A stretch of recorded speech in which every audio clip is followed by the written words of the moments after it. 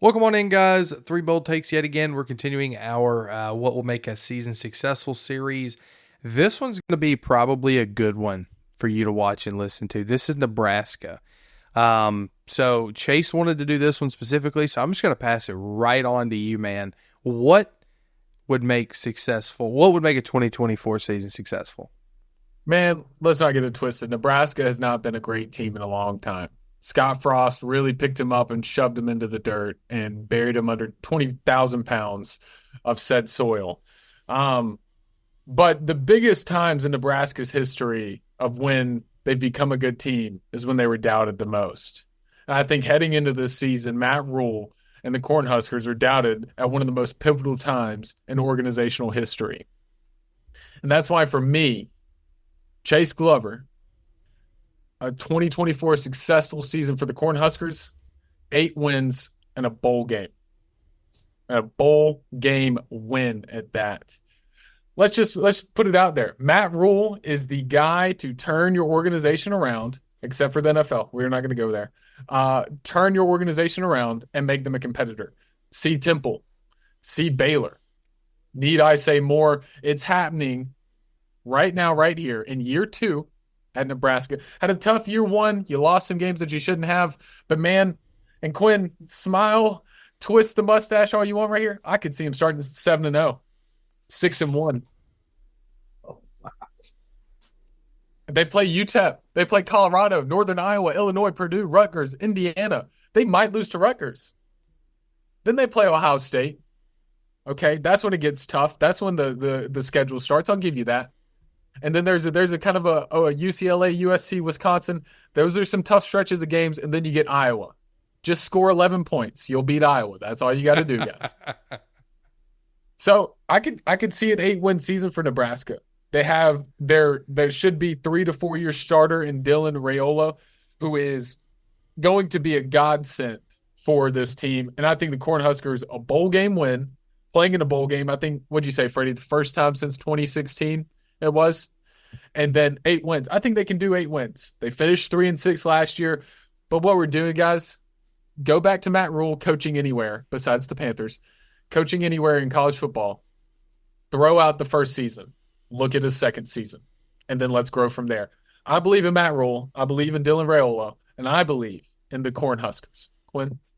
Look, Matt Rule, as a college coach, has a pretty strong resume to make me think he could turn Nebraska around. You know who doesn't have a strong resume to make me think you can turn Nebraska around? Nebraska, ever since they moved to the Big Ten. They pulled themselves out of their major recruiting bed in Texas, and they just have slowly deteriorated ever since they made the move away from the Big 12. All right. Since Nebraska, the state, is known for 2 things. It's known for Cornhusker football, because let's be real, Nebraska is like a top 10 program in the history of the sport. A lot of success that predates the national title. And it's known for growing corn. Right now, there's only one thing that I would find interesting to do in Nebraska, and that's sit out in the middle of a field and watch corn grow, because their football team has been garbage for almost a decade. Like absolute and total trash for about a decade. Now, I get there's a lot of expectation that Matt Rule could turn things around, but Chase, you muttered through their schedule really fast and said, like, oh, they could get a win here, they could get a win there. Let's go back a little bit to the beginning. I think UTEP, they should beat UTEP. But Colorado, let's pause already at Colorado. Who won Colorado-Nebraska last year? I do believe that was Colorado. True. Both but look teams for the games have a lot out of, this season. that is fair. That is fair. But I'm not just going to write that off as they're definitely going to beat Colorado. Second, you completely skipped over the road trip to Purdue. All right? Any road trip into Purdue is a possibility to lose. The Rutgers game's at home, but I think Rutgers is like a solid, hard to beat team who can come in and like beat up on you pretty hardcore. You don't expect it, right?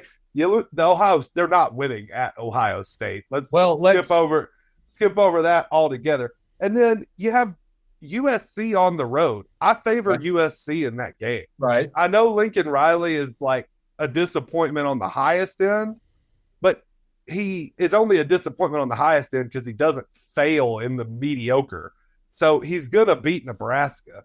And then the Good. road trip to Iowa, that's insanely disrespectful, what you said to Iowa right there. Like, yeah, you only got to score 11 to beat them. You're not scoring 11 on Iowa. Like, you completely are ignoring how solid of a defense that is. And then I skipped over the Wisconsin game. I don't like them in that one either. For me, a successful season for Nebraska would be to get to a bowl game for once. It's been so long. Get there. I don't think they're going to, but for me, getting to a bowl game would make a successful year for Nebraska, because right now they've given me nothing. Like, it is wild to think that I could walk up to like an 8-year-old kid who's like a hardcore college football person, and I could ask him what he thinks of Nebraska, and there is a legitimate shot that child asked me, who's Nebraska? Think about that. Just insane hating right here from Quinn. I'll just think put about that. I mean, Chase, it's not hating when it's facts. It's facts. It's been 8 years since they went to a bowl game. 8. Go to a bowl Literally. game. That makes a successful year. Go to a bowl game. That's a great tee up, Quinn, because that's what I was going to say. You have milestones, right? Whenever you come to a program that's been a laughing stock for X amount of years, especially since 2016, as Chase, you mentioned, it's been that long since they made a bowl game. You have milestones, right? And those include, you get a big win, an upset win. But one of the biggest ones is make a bowl game. That's it. And I think that would Nebraska fans would be over the moon if they made a bowl game this year. And that's, to me, is what makes it successful. Let me throw something in real quick. I do feel bad for Nebraska fans because that fan base is like hardcore. I still think they hold the record for most consecutive sold-out football games. That's saying a lot, because right now they're coming to watch a train wreck every Saturday, but they're still packing out Lincoln Memorial. So I feel bad for them. I hope they do go to a bowl game. Yeah. I think you have to go to a bowl game, otherwise it's a complete failure. Anything above that is overachieving. To me anyway, Chase, I really don't understand the hype behind Nebraska. I guess they may be your team that you go after all year long. And Quinn, you're going to continue to hate on them. And I'm kind of stuck in the middle here to try to mediate the two. Because I don't really have neither hatred nor praise for Nebraska. Just a 6-6 year. Congratulations. Chase, correct me if I'm wrong, but your reasoning for thinking that Nebraska will turn around in year 2 is primarily built on the fact that he turned around Baylor in year 2, correct? More so than Temple, the Baylor turnaround would. Yeah, right. Okay. More profound. Yes. The major difference I see between Nebraska and Baylor is in the state of Texas, and I would argue is the third best college program in the state of Texas, behind Texas and Texas A&M. And that is the hottest recruiting bed you can be in. So it's easier to rebuild in Texas than it is in Nebraska, where your surrounding states are Iowa, the Dakotas, Nebraska itself, Kansas.